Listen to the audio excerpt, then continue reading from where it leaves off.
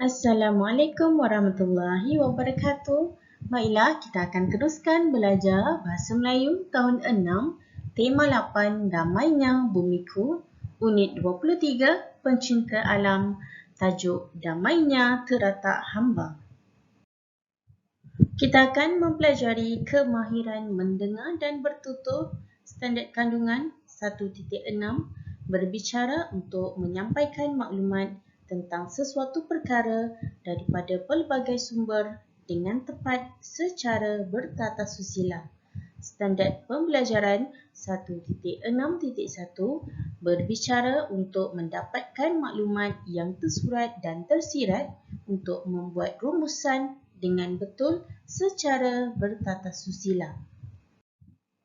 Baiklah, objektif pembelajaran. Pada akhir pembelajaran, murid dapat berbicara untuk membuat rumusan dengan bertatasusila. Kriteria kejayaan murid berjaya menyatakan maklumat tersurat dan maklumat tersirat daripada maklumat. Berbicara untuk membuat satu rumusan dengan bertatasusila. Baiklah, aktiviti yang pertama, mari kita berbicara untuk memahami maklumat. Maklumat ini bertajuk Damainya Teratak Hamba. Mari kita baca dan fahami bersama-sama. Izuni telah menunjukkan gambar kerangka rumah datuknya di kampung kepada kawan-kawannya. Dia telah memberitahu keunikan rumah tradisional itu. Mainkan peranan sebagai Izuni dan kawan-kawannya untuk berbincang tentang rumah tradisional yang mesra alam itu. Baiklah, kita lihat. Ini merupakan teratak Datuk Izuni yang terletak di kampung. Jadi, Izuni menunjukkan gambar teratak ini kepada kawan-kawannya. Dan mereka ingin mengetahui tentang keunikan rumah tradisional Datuk Izuni. Mari kita lihat. Yang pertama, rumah ini mempunyai atap lutsina. Ya, atap lutsina ini kita dapat lihat di sini supaya cahaya matahari dapat masuk ke dalam rumah. Ya, ini fungsi atap lutsina. Yang kedua, kita lihat ada kekuda. Kekuda terletaknya di antara bumbung ini supaya udara panas keluar melalui ruang antara kekuda dengan bumbung. Ya, udara panas di kawasan sini dapat dikeluarkan di antara kekuda dengan bumbung ini. Jadi, rumah ini tidak akan panas. Seterusnya, rumah Datuk Izuni mempunyai kekisi.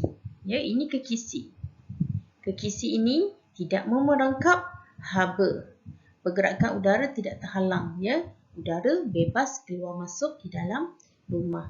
Fungsinya juga supaya rumah ini tidak panas kerana udara dapat bebas keluar. Dan yang terakhir ada pokok-pokok.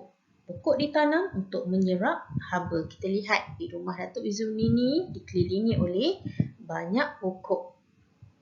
Apabila kita tanam pokok, pokok-pokok ini akan menyerap haba dan rumah kita juga akan sejuk. Baik, yang kedua, kita memahami maklumat tersurat dan maklumat tersirat daripada bahan.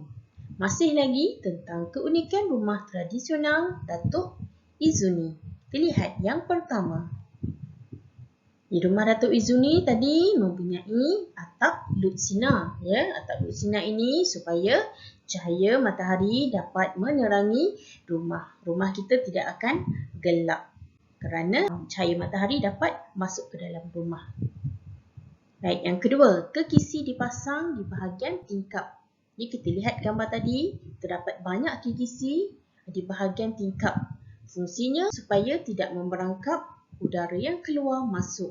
Udara dapat keluar masuk dengan bebas. Secara tidak langsung rumah itu tidak akan panas kerana udara panas tadi dapat dikeluarkan. Baik, yang ketiga, kekuda dipasang di bahagian bumbung. Kita lihat tadi di dalam gambar, terdapat kekuda dipasang di antara bumbung, membolehkan udara panas keluar antara kekuda dan bumbung. Udara panas dari dalam rumah dapat dikeluarkan melalui udara ke kuda dan bumbung tadi. Dan yang terakhir, pokok-pokok ditanam di luar rumah. Kita lihat terdapat banyak pokok yang ditanam di luar rumah Datuk Izuni tadi supaya menyerap haba dan menjadikan kawasan redup dan sejuk. Jika kita perasan, rumah-rumah di kampung mempunyai banyak pokok yang ditanam di luar rumah. Tujuannya adalah untuk menyerap haba yang panas dan secara tidak langsung menjadikan kawasan itu lebih redup dan juga sejuk. Akhir sekali, mari kita membuat rumusan daripada maklumat tadi. Konklusinya, rumah tradisional Datuk Izuni mempunyai banyak keunikan yang tersendiri seperti mempunyai atap lutsina, adanya kekuda juga kekisi dan mempunyai banyak pokok yang ditanam di sekeliling rumah. Setiap keunikan tersebut mempunyai fungsinya yang tersendiri. Justru, keunikan ini menjadikan kehidupan seisi rumah lebih damai dan harmoni. Ya, apabila rumah kita berada dalam keadaan yang sejuk, kita juga akan merasa gembira berada di dalam rumah. Baik, selamat membuat tugasan. Assalamualaikum warahmatullahi wabarakatuh.